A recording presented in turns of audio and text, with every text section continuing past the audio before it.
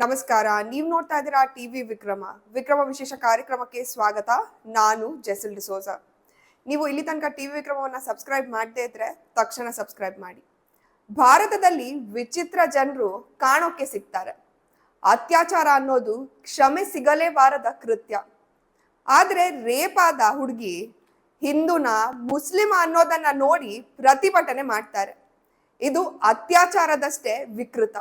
ಮಹಿಳೆಯರ ನರ್ಕ ಅಂದೇ ಕುಖ್ಯಾತಿ ಪಡೆದಿರುವ ಪಶ್ಚಿಮ ಬಂಗಾಳದಲ್ಲಿ ವೈದ್ಯೆಯ ಅತ್ಯಾಚಾರ ಕೇಸಲ್ಲೂ ಕೂಡ ಹೀಗೆ ಆಗಿದೆ.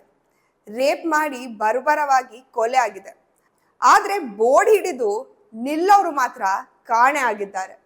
ಅತ್ಯಾಚಾರದ ಆರೋಪಿ ಸಂಜಯ್ ರಾಯ್ನನ್ನ ಬಚಾವ್ ಮಾಡೋಕೆ ಅನೇಕ ಕೆಲಸಗಳು ಶುರುವಾಗಿದೆ. ಶುರುವಲ್ಲಿ ಇದೊಂದು ಸೂಸೈಡ್, ಓದಿನ ಒತ್ತಡ ತಾಳಲಾರದೆ ಆ ವೈದ್ಯೆ ಆತ್ಮಹತ್ಯೆ ಮಾಡಿಕೊಂಡು ಅಂದ್ರು. ರೇಪ್ ಆಗ್ಲೇ ಇಲ್ಲ ಅನ್ನುವ ವಾದವನ್ನ ಶುರು ಮಾಡಿದ್ರು.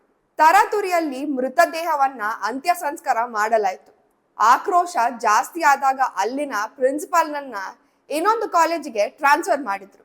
CCTVಗಳನ್ನ ಧ್ವಂಸ ಮಾಡಲಾಗಿದೆ. ವಿಡಿಯೋ ಸಾಕ್ಷಿಗಳನ್ನ ನಾಶ ಮಾಡಲಾಗಿದೆ. ಹತ್ಯೆಯಾಗಿ 5-6 ದಿನ ಆದ್ರೂ ಏನೂ ಆಗದೆ ಇದ್ದೆ ಅನ್ನೋ ತರ ವರ್ತಿಸಿದ್ರು. ಈಗ ಸಾಗರಿಕಾ ಘೋಷ್ ಬಂದು ಒಂದು ವಿಡಿಯೋ ಮಾಡ್ತಾರೆ. ಬಂಗಾಳದಲ್ಲಿ TMC ಯಾವುದೇ ಕಾರಣಕ್ಕೂ ಮಹಿಳೆಯರ ಸುರಕ್ಷತೆ ಬಗ್ಗೆ ರಾಜಿ ಆಗಲ್ಲ ಅನ್ನೋದನ್ನ ಮಾತಾಡ್ತಾರೆ.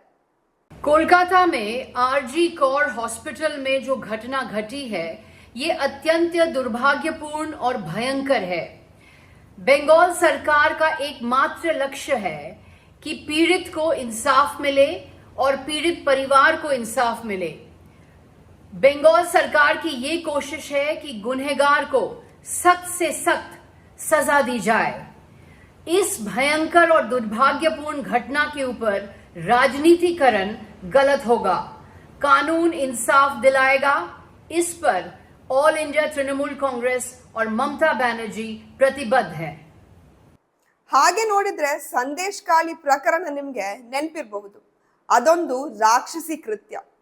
TMC ಪಕ್ಷದ ಮುಸ್ಲಿಂ ನಾಯಕ ಇಡೀ ಹಳ್ಳಿಯ ಹೆಣ್ಮಕ್ಕಳನ್ನ ಭೋಗದ ವಸ್ತು ಅಂತಲೇ ನೋಡ್ತಾ ಇದ್ದ. ಕರೆದಾಗ ಬರ್ಬೇಕು, ಇಲ್ಲದಿದ್ರೆ ಕರ್ಕೊಂಡು ಹೋಗೋಕೆ ಜನ ಬರ್ತಾರೆ. ಅಂತಹ ಕ್ರೂರ ಕೃತ್ಯಕ್ಕೆ ಅನೇಕರು ಬಲಿಯಾಗಿದ್ರು. ಆದ್ರೆ ಅದು ನಡೆದ 55 ದಿನಗಳ ನಂತರ ಬಂಧನವಾಯಿತು. ಖುದ್ದು ಮಮತಾ ಬ್ಯಾನರ್ಜಿ ತಮ್ಮ ಪಕ್ಷದ ರೇಪಿಸ್ಟ್ ನಾಯಕನ ಬೆನ್ನಿಗೆ ನಿಂತಿದ್ರು. ಯಾಕಾಗಿ ಈಗ ವೈದ್ಯೆಯ ಅತ್ಯಾಚಾರದ ವಿಚಾರದಲ್ಲಿ ಆರೋಪಿಯ ರಕ್ಷಣೆ ಮಾಡಲಾಗ್ತಾ ಇದೆ? ಆತ ಅಷ್ಟೊಂದು ಪ್ರಭಾವಿನ? ಆತನ ಹಣ ಎಲ್ಲರ ಬಾಯನ್ನ ಮುಚ್ತಾ ಇದೆಯಾ? ಈ ಪ್ರಶ್ನೆಗಳು ಕಾಡೋದು ಸಹಜ. ಕೋಲ್ಕತ್ತಾದಲ್ಲಿ ವೈದ್ಯೆಯ ಮೇಲೆ ಅಮಾನುಷವಾಗಿ ಅತ್ಯಾಚಾರ ಎಸಗಿ ಭಯಾನಕವಾಗಿ ಹಿಂಸಿಸಿ ಕೊಲೆ ಮಾಡಿದ ಆರೋಪಿ ಸಂಜಯ್ ರಾಯ್ 4 ಬಾರಿ ಮದುವೆ ಆಗಿದ್ದ. ಆತನ ಮೊದಲು 3 ಹೆಂಡತಿಯರು ಆತನನ್ನ ಸಹಿಸಿಕೊಳ್ಳಲಾರದೆ ಬಿಟ್ಟು ಹೋಗಿದ್ರು. ಅಲ್ಲಿಗೆ ಅವನ ವ್ಯಕ್ತಿತ್ವ ಎಂತದು ಅನ್ನೋದು ಅರ್ಥ ಆಗುತ್ತೆ. ಈ ಹಿಂದೆ ಮೋದಿಗೆ ಟಾಂಗ್ ಕೊಟ್ಟಿದ್ದ TMC ಕೋಲ್ಕತ್ತಾ ಅನ್ನೋದು ಮಹಿಳೆಯರಿಗೆ ಸೇಫೆಸ್ಟ್ ಸಿಟಿ ಅಂದಿದ್ರು. Mr. Prime Minister Narendra Modi, with respect to you, you have come to Bengal and you are talking about that the BJP has given respect to women.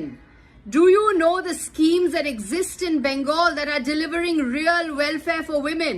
Kanya Shri, Rupur Shri, Lokhir Bhandar, Calcutta, the safest city for women 3 years in a row. Calcutta, the safest city for women 3 years in a row. ಅತ್ಯಾಚಾರ ಎಸಗಿದ ಕ್ರೂರಿ ಆಕೆಯ ಮೇಲೆ ಬರ್ಬರವಾಗಿ ಹಲ್ಲೆ ನಡೆಸಿದ. ಆಕೆಯ 2 ಕಣ್ಣುಗಳಿಂದ ಮತ್ತು ಬಾಯಿಂದ ರಕ್ತಸ್ರಾವವಾಗಿತ್ತು. ಮುಖ ಹಾಗೂ ಉಗುರುಗಳಲ್ಲಿ ಗಾಯವಾಗಿವೆ. ಆಕೆಯ ಗುಪ್ತಾಂಗಗಳಿಂದ ಕೂಡ ರಕ್ತ ಸುರಿದಿದೆ. ಆಕೆಯ ಸೊಂಟ, ಎಡಗಾಲು, ಕುತ್ತಿಗೆ, ಬಲಗೈ, ಬಲಬೆರಳು ಹಾಗೂ ತುಟಿಗಳ ಮೇಲೆ ಗಾಯಗಳಿವೆ ಎಂದು ವರದಿ ತಿಳಿಸಿದೆ. ಆದ್ರೆ ಕಾಲೇಜ್ನ ಮ್ಯಾನೇಜ್ಮೆಂಟ್ ಅದೊಂದು ಆತ್ಮಹತ್ಯೆ ಅಂತ ಬಿಟ್ರು. ರೇಪ್ ಅನ್ನೋದು ಯಾವುದೇ ಧರ್ಮದ ಹೆಣ್ಮಕ್ಕಳ ಮೇಲೆ ಆದ್ರೂ ಅದು ಖಂಡನೀಯ. ಆದ್ರೆ ಆಸಿಫಾ ಅನ್ನುವ ಮುಸ್ಲಿಂ ಬಾಲಕಿಯ ಅತ್ಯಾಚಾರ ಆದಾಗ ಬೋರ್ಡ್ ಹಿಡಿದವರು ಇವತ್ತು ಹಿಂದೂ ಹುಡುಗಿಯರನ್ನ ರೇಪ್ ಮಾಡಿದಾಗ ಬಾಯಿ ಮೇಲೆ ಟೇಪ್ ಹಾಕೊಂಡು ಕೂತಿದ್ದಾರೆ. ಮುಸ್ಲಿಂ ಹುಡುಗಿಯ ಅತ್ಯಾಚಾರ ಆದಾಗ ದೇಶವನ್ನ ಕೂಡ ತೆಗೊಳ್ಳೋದನ್ನ ಮರಿಲಿಲ್ಲ. ನಾನೊಬ್ಬ ಭಾರತೀಯಳು, ನನಗೆ ನಾಚಿಕೆ ಆಗ್ತಾ ಇದೆ ಅಂತ ಯಾರೋ ಮಾಡಿದ ತಪ್ಪಿಗೆ ದೇಶದ ಹೆಸರು ಕೂಡ ಬೋರ್ಡಿನಲ್ಲಿತ್ತು. ಆದ್ರೆ ಈಗ ಎಲ್ಲಿದ್ದಾರೆ ಅವರು? ಹಿಂದೂಗಳ ಜೀವಕ್ಕೆ ಎಲ್ಲಿಯೂ ಬೆಲೆ ಇಲ್ಲ ಅನ್ನೋದು ಅರ್ಥ ಆಗ್ತಾ ಇದೆ. ಆದ್ರೆ ಕೋಲ್ಕತ್ತಾದ ಬೇರೆ ಬೇರೆ ಆಸ್ಪತ್ರೆಗಳ ಡಾಕ್ಟರ್ಸ್ ಹಾಗೂ ನರ್ಸ್ಗಳು ಬೀದಿಗೆ ಇಳಿದಿದ್ದಾರೆ. ನ್ಯಾಯಕ್ಕಾಗಿ ಕೂಗಾಡ್ತಾ ಇದ್ದಾರೆ. 10 ಕಿಲೋಮೀಟರ್ ರ್ಯಾಲಿ ಮಾಡ್ತಾ ಇದ್ದಾರೆ.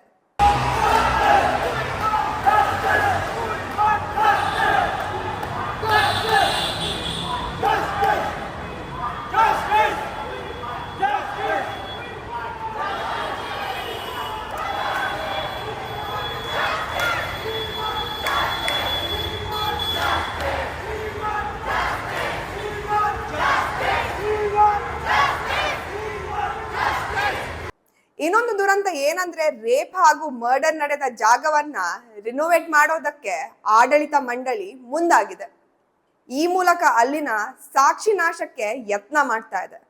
ಸಾವಲ್ಲಿ ರಾಜಕೀಯ ಮಾಡೋದಕ್ಕೆ ಬಂದ ಶಾಸಕನಿಗೆ ಅಲ್ಲಿಯ ವಿದ್ಯಾರ್ಥಿಗಳು ಬಿಸಿ ತಾಗಿಸಿದ್ದಾರೆ.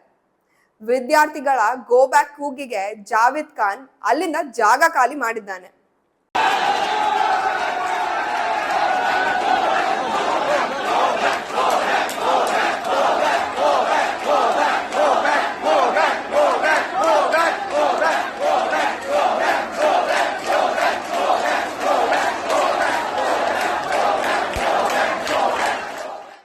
ಇದೊಂದು ಕೇಸನ್ನ ಸಿಬಿಐಗೆ ಕೊಡಿ ಅಂತ ಕೋರ್ಟ್ ಹೇಳಿರೋದು ಸ್ವಲ್ಪ ನೆಮ್ಮದಿಯ ಸುದ್ದಿ. ಆದ್ರೆ ಈಗಾಗಲೇ ಸಾಕಷ್ಟು ಜನರು ಸಾಕ್ಷಿ ನಾಶಕ್ಕಾಗಿ ಶ್ರಮ ಹಾಕಿದ್ದಾರೆ. ತನಿಖೆ ಆಗ್ಬೇಕು, ಆ ಹೆಣ್ಣಿನ ಸಾವಿಗೆ ನ್ಯಾಯ ಸಿಗ್ಬೇಕು. ಟಿವಿ ವಿಕ್ರಮ, ದೇಶ ನಿಮ್ಮ ಕೈಯಲ್ಲಿ. ಈ ಕಾರ್ಯಕ್ರಮ ನಿಮಗೆ ಇಷ್ಟ ಆಗಿದ್ದಲ್ಲಿ ಲೈಕ್, ಶೇರ್ ಹಾಗೂ ಕಮೆಂಟ್ ಮಾಡಿ. ಟಿವಿ ವಿಕ್ರಮದ ಕಾರ್ಯಕ್ರಮಗಳನ್ನು ನಿರಂತರವಾಗಿ ವೀಕ್ಷಿಸಲು ಸಬ್ಸ್ಕ್ರೈಬ್ ಮಾಡಿ, ಬೆಲ್ ಐಕನ್ ಒತ್ತಿ.